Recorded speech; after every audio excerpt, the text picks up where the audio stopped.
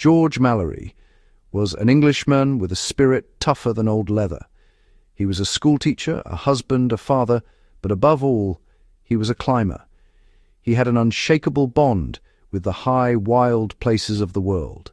He saw mountains not as things to be conquered, but as great challenges to be met. Many people know him for a single, powerful answer he gave to a reporter. When asked why he was so driven to climb Mount Everest, he simply replied, "Because it's there." Those 3 words cut right to the heart of it. They weren't just a quick reply. They captured the very soul of adventure, the raw, human desire to face the biggest challenges on Earth. This simple phrase made him a legend and perfectly framed his relentless pursuit of the world's highest peak.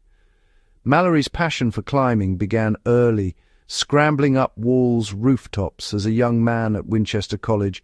The first chapter of the Everest saga began in 1921. This was not an attempt to reach the summit. Its goal was far more fundamental, to simply find a way to the mountain and map a possible route to the top. At the time, Tibet was a closed and mysterious land, and the exact location and approaches to Everest were largely unknown to the outside world. The 1921 British reconnaissance expedition, with George Mallory as its lead climber, was a true journey of exploration. The team had to trek for hundreds of miles across the high, arid Tibetan plateau just to get their first glimpse of the mountain's northern face. It was a mission that required patience, toughness, and an expert eye for terrain. Mallory and his team spent months exploring the labyrinth of glaciers that flowed from Everest's base. They were like detectives searching for clues, looking for a weakness in the mountain's formidable defenses, facing dead ends and impassable icefalls.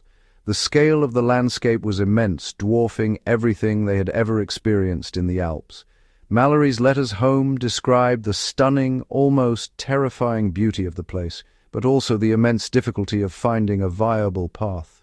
They were constantly battling the elements, the altitude, the sheer logistical challenge of keeping their expedition supplied so far from civilization. Finally, after weeks of relentless searching, Mallory made a breakthrough. From a high vantage point, he discovered the hidden entrance to the East Rongbuk Glacier, which led him to a high pass he named the North Col. From there, he could see a potential route up the North Ridge that looked promising. It seemed possible. This was a monumental discovery, the key that unlocked the door to all future attempts from the Tibetan side for the next 30 years. Having found the route, the team made a push-up to the North Col, reaching an altitude of around 23,000 feet. They had successfully charted the course for others to follow. However, the mountain had the final say. By the time they established the route to the North Col, the brutal Himalayan winter was closing in. The team was exhausted, their time was up, and the weather made any further ascent impossible. They were forced to turn back, but they did not return empty-handed. Maps, photographs, a wealth of knowledge. The 1921 expedition laid the foundation. Mallory now knew the way. The question was no longer if a route existed, but whether humans could physically climb it. With a route mapped out, the British returned in 1922 with a new and singular focus, reaching the summit. George Mallory was once again a key member of the team, his experience from the previous year making him invaluable. This expedition was notable for being the first to bring a controversial new piece of technology to Everest, bottled oxygen. The use of English air, as the porters called it, sparked a fierce debate among the climbers. Mallory himself was skeptical at first, viewing it as an unnatural and unsporting way to climb. He preferred to rely on his own strength and acclimatization, but the brutal reality of the death zone above 26,000 feet made him reconsider. The team made several determined pushes for the summit. The first attempt, led by Mallory without the use of supplementary oxygen, reached a staggering 26,985 feet, a new world record for climbing. This was an incredible achievement, accomplished with rudimentary gear and against the debilitating effects of thin air. The climbers were utterly spent, but they had proven that it was possible to get within striking distance of the top. However, the summit remained just out of their grasp. A second attempt was made soon after, this time using the experimental oxygen apparatus. The heavy, unreliable sets allowed them to move faster and climb even higher, reaching an astonishing 27,300 feet, before one of the oxygen sets failed, forcing them to retreat. Their success demonstrated the potential advantage of using oxygen, but also highlighted the risks of relying on equipment that could fail. The debate about its use would continue, but the results were hard to argue with. By 1924, George Mallory was 37 years old, a veteran of 2 grueling Everest expeditions. He felt the pull of the mountain more strongly than ever, perhaps sensing that this would be his last chance. He was a respected figure, but also a man haunted by the near misses of the past and the tragedy of 1922. He rejoined the 3rd British Mount Everest expedition with a quiet determination to finally complete the task. The team was the strongest yet, a mix of seasoned climbers and promising new talent. The atmosphere was one of cautious optimism. They had the maps, they had the experience, and they had improved oxygen sets. This, they hoped, would be the year. This expedition saw the arrival of a key new member, Andrew "Sandy" Irvine. Irvine was a young Oxford engineering student, just 22 years old. He was not the most experienced climber on the team, but he was physically powerful and, crucially, a mechanical genius. He had a natural talent for taking things apart, understanding how they worked and putting them back together again. He was tasked with maintaining the expedition's temperamental oxygen apparatus. Mallory saw in Irvine not just a skilled technician, but a strong and reliable partner. He chose the young man to join him for the final summit push, a decision that would forever link their names in history. The early stages of the 1924 expedition followed the now familiar pattern, establishing a series of camps up the East Rongbuk Glacier to the base of the North Col.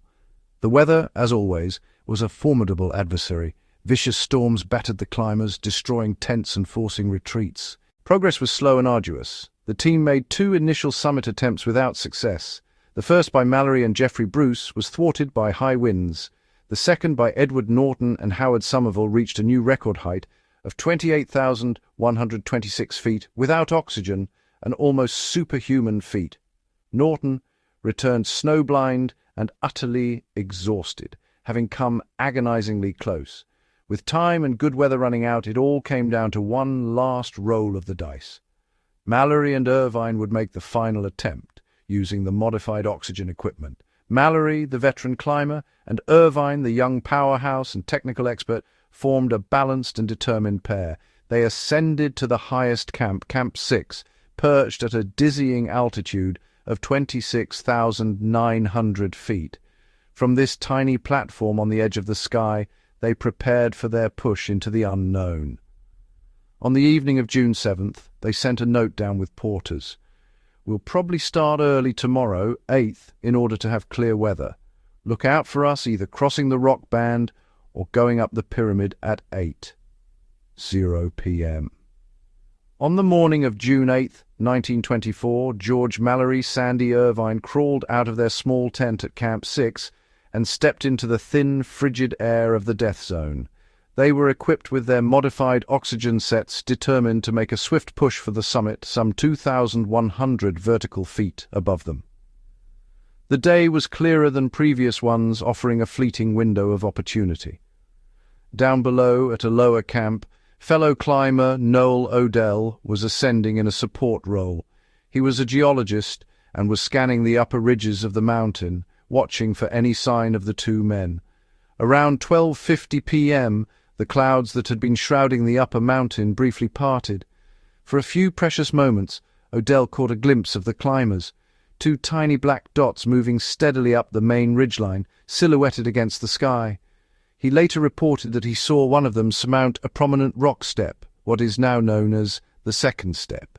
They were, in his words, going strong for the top. Then, as quickly as it had appeared, the vision was gone. The clouds swirled back in, enveloping the upper pyramid of Everest in a thick white veil. That fleeting glimpse was the last time George Mallory and Andrew Irvine were ever seen alive. Odell continued up to Camp 6, expecting to find them there on their descent, but the tent was empty. He waited, scanning the desolate slopes as a sudden snow squall blew in, but there was no sign. He left food in the tent and retreated, hoping they had bivouacked higher up. But as the hours turned into days, a grim realization settled over the expedition. Mallory and Irvine were not coming back. They became figures of legend, their story a mix of heroism and profound mystery. The first significant clue appeared in 1933. Percy Wynne Harris found an ice axe on a rock slab on Everest, at about 27,690 feet, near the first step, likely Irvine's. In 1975, Chinese climber Wang Hongbao told a Japanese leader he had seen a body near 26,600 feet. Then he was killed in an avalanche before giving a precise location. Then in May 1999, the Mallory and Irvine research expedition, led on the mountain by Conrad Anker, focused on a terrace below the axe site. At 26,760 feet, Anker spotted an unnaturally smooth white shape against grey scree. It was George Mallory. The discovery was momentous. Mallory's body was remarkably well preserved by the cold, dry air. He lay face down, arms reaching up as if to arrest a fall, with a severe rope-jerk injury at his waist and a serious fracture to his lower leg. The team carefully examined his belongings. In his pockets they found his snow goggles, an altimeter, a knife, letters from home. Crucially, they did not find two things. First, the vest pocket Kodak camera they had hoped would hold the final answer. Second, the photograph of his wife, Ruth, which Mallory had promised to leave on the summit. Some interpreted the missing photo as evidence he may have reached the top and left it there, and Andrew Irvine's body and the camera he was thought to be carrying were not found. In the end, the historic explorer was buried where he was found, in the shadow of the mountain he loved. The discovery answered where he lay, but not what heights he reached. The question remained, cloaked again in cloud. Whether he was on his way up when he fell, or on his way down after success, we may never know. The discovery of George Mallory's body in 1999 answered the question of where he was, but it failed to answer the one question everyone wanted to know: did he and Irvine reach the summit? The debate continues to rage with passionate arguments on both sides. Mallory's immense skill and determination, Noel Odell's sighting above the second step, the missing photograph of his wife. They argue the severe injuries suggest Mallory fell during the descent in the dark, after having already stood on the summit. It's a romantic and compelling theory, one that would rewrite the history books and place them on top 29 years before Sir Edmund Hillary and Tenzing Norgay. On the other hand, skeptics present a more pragmatic view. The technical difficulty of the second step would have been nearly impossible with 1924 equipment. The aluminum ladder modern climbers use, Mallory and Irvine didn't have it. Their oxygen supply, climbing speed, and the late hour of Odell's sighting make success highly improbable. They most likely turned back and fell during a desperate retreat as weather and darkness closed in. Without the camera, we are left with only speculation. The story of George Mallory endures not just because of the mystery, but because it speaks to something deep within us. It's a raw story of human ambition, courage, the magnetic pull of the unknown. Mallory wasn't just a climber, he was a pioneer stepping into a world that no one had ever experienced. His quest is the timeless struggle of humanity against the forces of nature, a battle waged not for fame or fortune, but for the simple, profound satisfaction of pushing one's limits. His story reminds us that the greatest journeys are often those with uncertain outcomes, where the value lies in the striving, not just the arriving. Today, climbers with advanced gear and GPS trackers make their way up Everest, literally following in Mallory's footsteps. They stand on the same icy slopes and look up at the same summit pyramid that he did over a century ago. His legacy is etched into the mountain itself. The question of whether he made it to the top may never be answered with certainty, and perhaps that is for the best. The mystery is what keeps the legend alive, inspiring each new generation to look at the great challenges of their own world and find the courage to face them. George Mallory went to Everest because it was there. His story remains with us, powerful and timeless, because the spirit of adventure is here.